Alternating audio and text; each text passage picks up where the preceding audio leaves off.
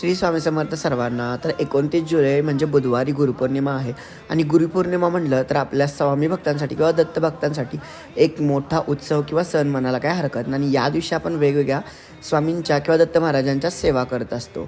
तर त्या दिवशी आपल्याला नेमकं काय करायचं आहे हे आपण या व्हिडिओमध्ये पाहणार आहोत. तर सगळ्यात प्रथम बुधवारी आपल्याला लवकर उठायचं आहे. आंघोळ केल्यानंतर आपण जशी पूजा मांडतो स्वामींची दत्त महाराजांची त्याप्रमाणे आपण पूजा मांडून घ्यायची आहे. आता त्या दिवशी सेवा कोणती करायची तर त्या दिवशी तुम्हाला गुरुचरित्राचं 1 दिवसीय पारायण एका दिवशी तुम्ही करू शकता किंवा स्वामी चरित्र सारामृताचं 1 ते 21 अध्याय म्हणजे एक पारायण तुम्ही एका दिवसामध्ये पूर्ण करू शकता. पारायण करायला नाही जमलं तर तुम्ही 11 माळी जप करू शकता किंवा 11 वेळा तारक मंत्र सुद्धा म्हणू शकता.